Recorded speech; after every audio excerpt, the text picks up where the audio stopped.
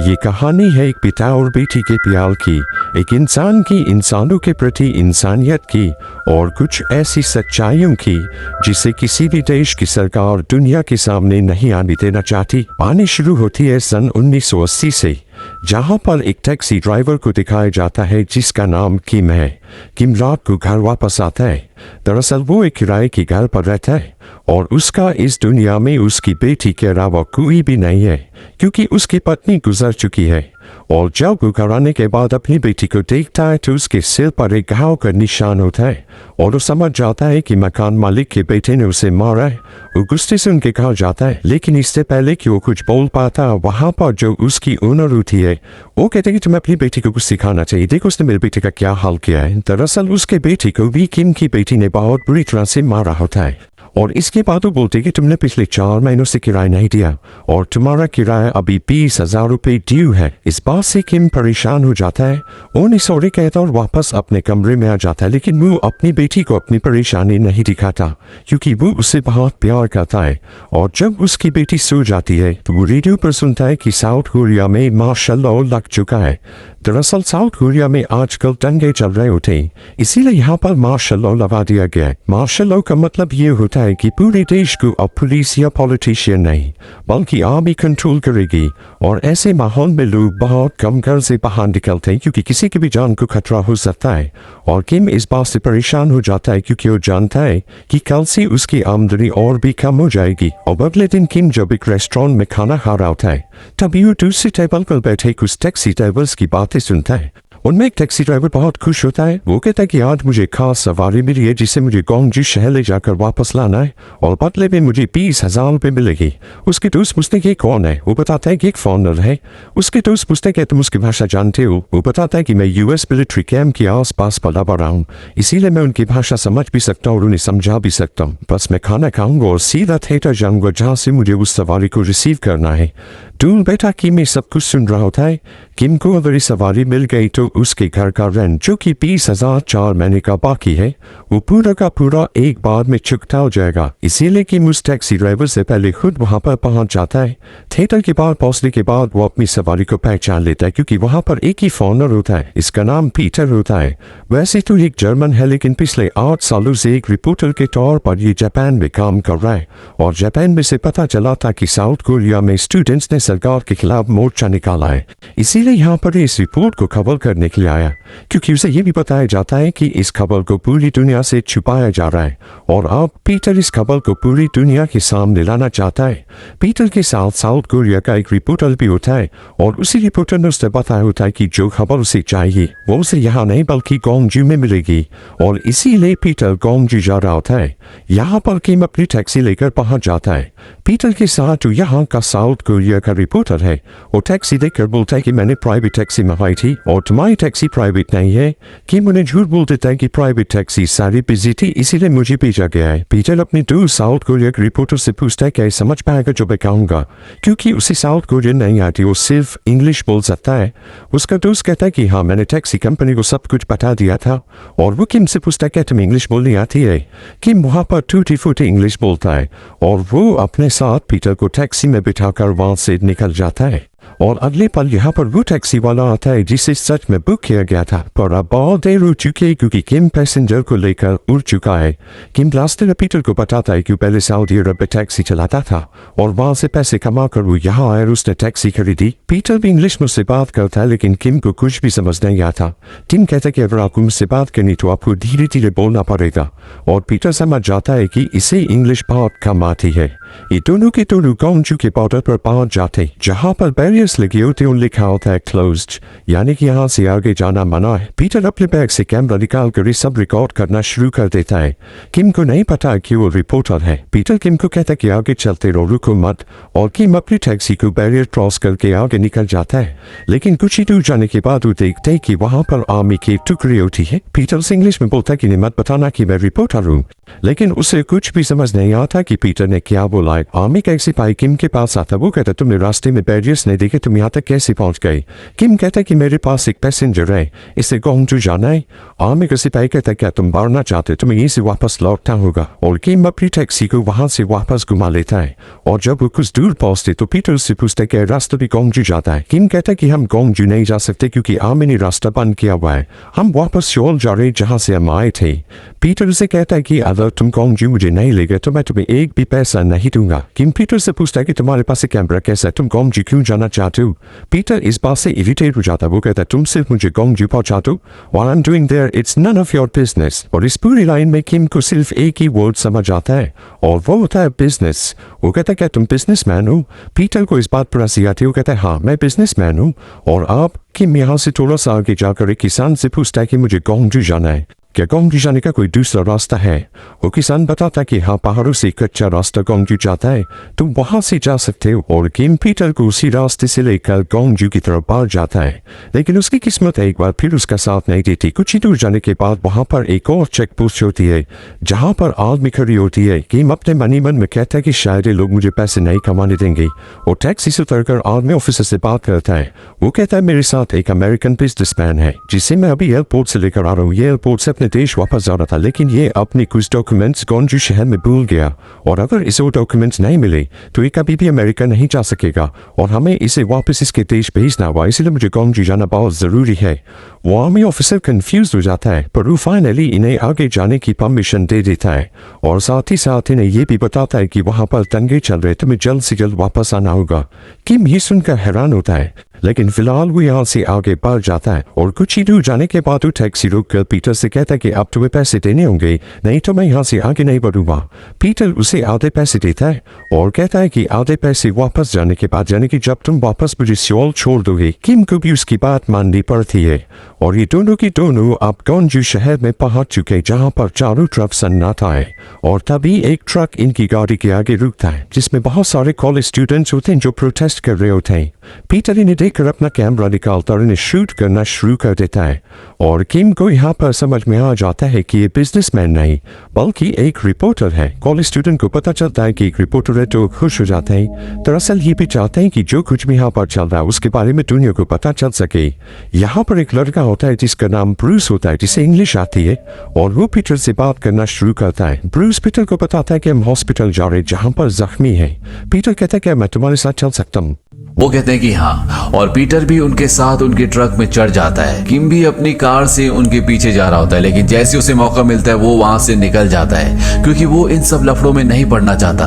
वो वापस घर जाना चाहता है लेकिन इससे पहले कि वो शहर से बाहर निकलता उसे एक लाचार बूढ़ी औरत दिखती है जो हॉस्पिटल जाना चाहती है क्योंकि उसका बेटा कल रात से गायब है और इसीलिए किम को उसे हॉस्पिटल लेकर जाना पड़ता है। और जिस हॉस्पिटल में वो जाता है पीटर और वो सारे स्टूडेंट्स भी वहीं पर होते हैं। दरअसल वो सब उसी को ढूंढ रहे थे क्योंकि पीटर का एक बैग उसकी गाड़ी के पीछे अभी भी था जिसके बारे में किम को कुछ भी नहीं पता था और वो सोचते कि किम उस बैग को लेकर जा रहा था। किम पीटर को अपनी टैक्सी तक ले जाता और उसका बैग उसे वापस कर देता है। पीटर भी उसका बाकी बचा हुआ फेयर जो कि 10,000 और होता है वो उसे दे देता है। ये देखकर वहां पर सारे स्टूडेंट्स हैरान हो जाते हैं क्योंकि गोंगजू तक आने के ये पैसे बहुत ज्यादा होते हैं। उन्हीं में से एक स्टूडेंट उसके हाथ से पैसे छीनकर पीटर को वापस दे देता है और अब वो उसकी लाइसेंस प्लेट भी निकाल रहे होते हैं। किम इस बात से गुस्सा हो जाता है और जो 10,000 उसने पहले उससे लिए थे वो भी वो पीटर को वापस कर देता और कहता है कि जब मैं तुम्हें वापस छोड़ दूं तब तुम मुझे पैसे दे देना।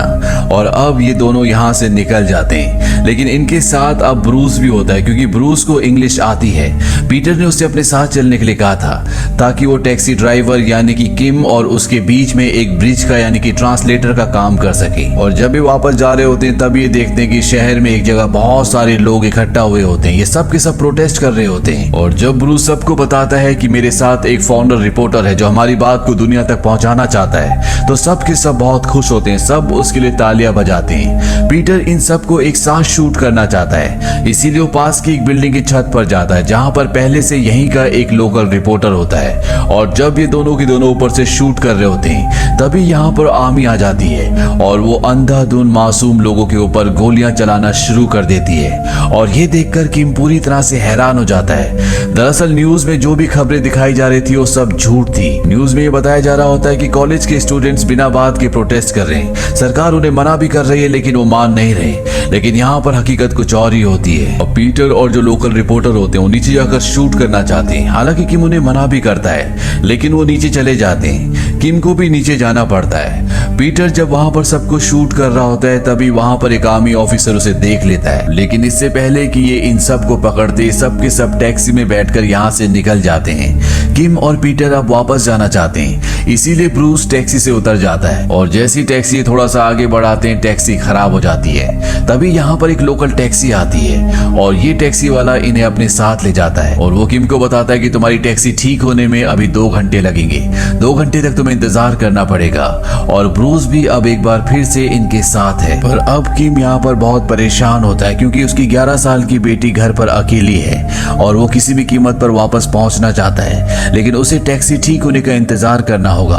और जब ये तीनों की तीनों उस टैक्सी ड्राइवर के घर पर होते हैं तभी इन्हें एक ब्लास्ट की आवाज सुनाई देती है। दरअसल यहाँ के लोकल लोगों ने टेलीविजन स्टेशन को उड़ा दिया होता है क्योंकि टीवी पर सभी न्यूज झूठी दिखाई जा रही होती है। और अब ये तीनों के तीनों उस जगह पर पहुंच जाते हैं। और जब पीटर वहां पर शूट कर रहा होता है तो वहां पर डिफेंस सिक्योरिटी कमांड जो पहले से इन तीनों को ढूंढ रहा था वो इन्हें देख लेता है। ये तीनों के तीनों भागकर एक बिल्डिंग में चले जाते हैं लेकिन वो ऑफिसर ब्रूस को पकड़ लेता है और किम और पीटर ऊपर छुपे होते हैं। उस ऑफिसर को पता है कि ये उसे सुन सकते हैं और वो इन दोनों को वार्निंग देता है कि अगर मुझे कैमरा वापस नहीं दिया गया तो मैं इसे मार दूंगा। ब्रूस उस ऑफिसर से कहता है कि मैं रिपोर्टर से रिक्वेस्ट करना चाहता हूं ताकि वो तुम्हें कैमरा दे दे।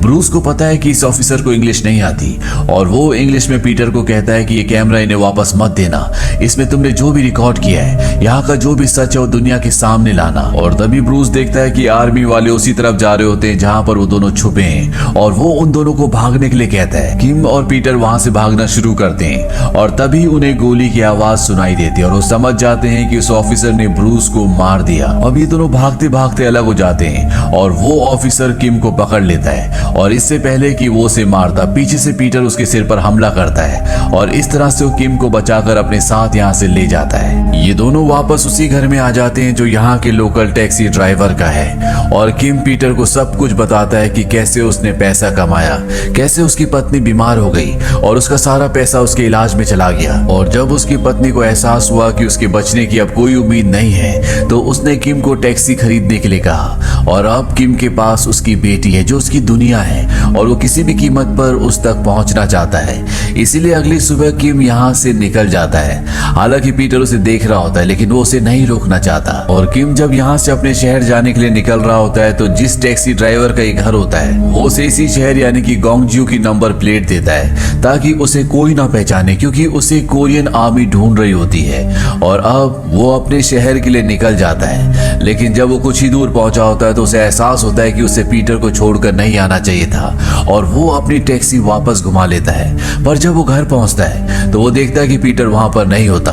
उसे बताया जाता है कि वो हॉस्पिटल में है और किम भी हॉस्पिटल पहुंच जाता है। और जब वो हॉस्पिटल में लोगों की हालत देखता है तो उसे एहसास ही नहीं होता क्योंकि उन्हीं की देश की आर्मी उन्हीं के लोगों को मार रही होती है। और यहाँ पर पीटर भी पूरी तरह से सदमे में होता है क्योंकि उसे भी यहाँ पर एहसास हो रहा होता है कि इंसानियत इस दुनिया से खत्म हो चुकी है। किम पीटर को कहता है कि तुम्हें वो काम करना होगा जिसके लिए तुम यहाँ पर आए थे, तुम्हें पूरी दुनिया को बताना होगा कि यहाँ पर क्या चल रहा है। और ये दोनों हॉस्पिटल से निकल जाते हैं लेकिन बाहर अभी भी खून खराबा चल रहा होता है। आर्मी वाले आम लोगों को बेरहमी से मार रहे होते हैं। सड़क पर बहुत सारे लोग जख्मी पड़े होते हैं और जो भी उन्हें लेने जा रहा होता है आर्मी वाले उसे गोली मार रहे होते हैं। इसीलिए किम और उसके साथ के जितने भी टैक्सी वाले होते हैं जो यहाँ के लोकल टैक्सी वाले हैं वो अपनी टैक्सी से वहां पर एक बैरियर बना देते हैं हैं ताकि जख्मी लोगों को उठा सके, लेकिन आर्मी वाले लगातार उस तरफ गोलियां चला रहे होते हैं, इसलिए ये भी वहां पर फंस जाते हैं। और तभी दो आदमी वहां पर बड़े बड़े ट्रक लेकर आते हैं और इससे इन्हें यहाँ से निकलने का मौका मिल जाता है। पीटर भी किम के पास आ जाता है और ये दोनों टैक्सी में बैठकर यहाँ से निकल जाते हैं। पर शहर से निकलने के लिए इन्हें चेक पोस्ट क्रॉस करना होगा और जब ये चेक पोस्ट पर पहुंचते तो इन्हें आर्मी वाले रोक लेते हैं। और जब एक जवान इनकी गाड़ी की डिक्की चेक करता है तो वो देखता है कि वहां पर सियोल की नंबर प्लेट होती है, लेकिन वो कुछ नहीं कहता और वो इन्हें जाने की परमिशन दे देता है। दरअसल इन्हें खास ऑर्डर होते हैं कि सियोल की किसी भी गाड़ी को यहाँ से क्रॉस ना करने दिया जाए, और वो आर्मी मैन जानता है कि यहाँ पर जो कुछ चल रहा है वो गलत है। अब इससे पहले कि यहाँ से टैक्सी लेकर निकलते आर्मी वालों को रेडियो पर मैसेज आता है कि किसी भी फॉरेनर को बॉर्डर क्रॉस ना करने दिया जाए।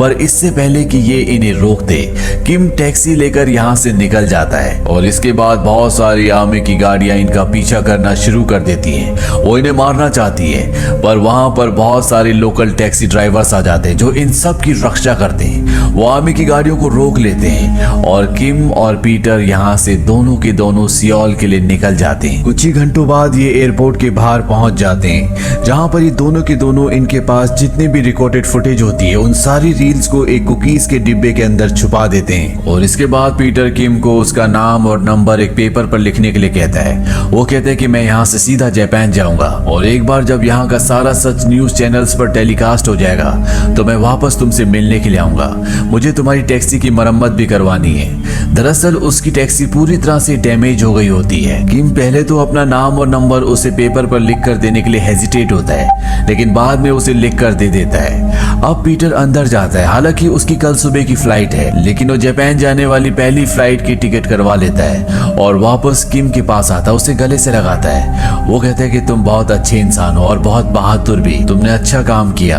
किम उसे कहता है कि तुमने भी अच्छा काम किया और अगली बार जब भी कोरिया आओ तो कोरियन भाषा सीख कर आना। ये बात सुनकर पीटर के चेहरे पर मुस्कुराहट आ जाती है और वो यहाँ से जापान के लिए निकल जाता है। हालांकि यहाँ की जो आर्मी होती है उन्होंने लिस्ट में उसका नाम देख लिया था कि वो कल सुबह की फ्लाइट से जापान जा रहा है। वो उसे पकड़ना चाहते थे, लेकिन उन्हें ये पता नहीं चला कि पीटर उससे पहले रात को ही फ्लाइट से निकल चुका है। वहीं किम भी अपने घर पर आ जाता है, जहाँ पर उसकी बेटी उसका इंतजार कर रही होती है और वो अपनी बेटी को अपने गले से लगा लेता है। पीटर के जापान पहुंचने के बाद कोरिया के जो भी सही हालात थे वो दुनिया के सामने आ गए और दुनिया को पता चल गया कि कोरिया में जो कुछ हो रहा है वो ह्यूमन राइट्स के खिलाफ है और इंटरनेशनल प्रेशर की वजह से यहाँ की सरकार को अब मार्शल लॉ को हटाना पड़ा और यहाँ के जो भी हालात थे वो पूरी तरह से सामान्य हो गए। कुछ महीनों के बाद पीटर कोरिया वापस लौटता है और वो किम को ढूंढने की कोशिश करता है। वो उस नंबर पर कॉल भी करता है, लेकिन उसने जो नाम और नंबर दिया था वो गलत था, इसीलिए वो उससे मिल नहीं पाता। पीटर को सन 2003 में 23 साल बाद कोरिया बुलाया जाता है उसके सम्मान के लिए, क्योंकि उसने कोरिया के लिए जो किया था उसे कोरिया कभी नहीं भुला सकता। और जब वो अपनी स्पीच देता है तो वो उसमें किम की बहुत तारीफ करता है। वो कहता है कि अगर किम नहीं होता तो मैं काम कभी भी नहीं कर पाता। वो एक बहुत बहादुर था और मेरा एक अच्छा दोस्त था। मैं उसे कभी नहीं भूल सकता और उसे आज भी मिस करता हूँ। काश कि मैं कभी उससे मिल पाता। वहीं दूसरी जगह दिखाया जाता है कि किम आज भी टैक्सी चलाता है और वो न्यूज़पेपर में उसकी पूरी स्पीच को पढ़ता है जिसमें उसने किम की बहुत तारीफ की होती है और उसमें ये भी लिखा होता है कि मैं किम से मिलना चाहता हूँ। किम उसकी ये न्यूज़ पढ़ लेता है और वो कहता है कि मैं भी तुमसे किसी दिन मिलना चाहूंगा। और इसी के साथ ये कहानी यहीं पर खत्म हो जाती है। सन 2016 में पीटर की मृत्यु हो जाती है और ये फिल्म रिलीज हुई थी सन 2017 में। और इस फिल्म के रिलीज होने के बाद पता चलता है कि किम का एक बेटा भी था और वो दुनिया को बताता है कि किम की इस घटना के ठीक 4 साल बाद यानी कि सन 1984 में कैंसर से मृत्यु हो गई थी। इस फिल्म के क्लाइमेक्स में किम को इसलिए दिखाया जाता है क्योंकि किम की मृत्यु का सच इस फिल्म के रिलीज होने के बाद पता चला। अगर डायरेक्टर और राइटर को पहले पता होता तो शायद वो इस फिल्म का क्लाइमेक्स कुछ और तरीके से दिखाते। तो ये थी साउथ कोरिया की एक सच्ची घटना पर आधारित फिल्म टैक्सी ड्राइवर। दरअसल 1979 में कोरिया के राष्ट्रपति की हत्या हो गई थी और उसके बाद वहां की सरकार संभालने वाला कोई भी नहीं था, इसीलिए वहां की जो आर्मी थी वो पूरे देश को अपने कंट्रोल में लेना चाहती थी। वहां पर मार्शल लॉ लगा दिया गया जिसका लोगों ने विरोध किया, जिसके चलते आम लोगों को मारा गया, उन पर अत्याचार किया गया। लेकिन किम, पीटर और कई लोगों की बहादुरी ने उस तानाशाही को उस वक्त में पूरी तरह से खत्म कर दिया। तो ये थी पूरी कहानी film a taxi taxi driver की। ये फिल्म सन 2017 में रिलीज हुई थी। IMDb पर इसकी रेटिंग है 7.9। इस फिल्म का बजट था $13.8 मिलियन और बॉक्स ऑफिस पर इसने कमाई की थी $88.7 मिलियन की। उम्मीद करते हैं कि इतिहास की सच्ची घटना आपको पसंद आई होगी।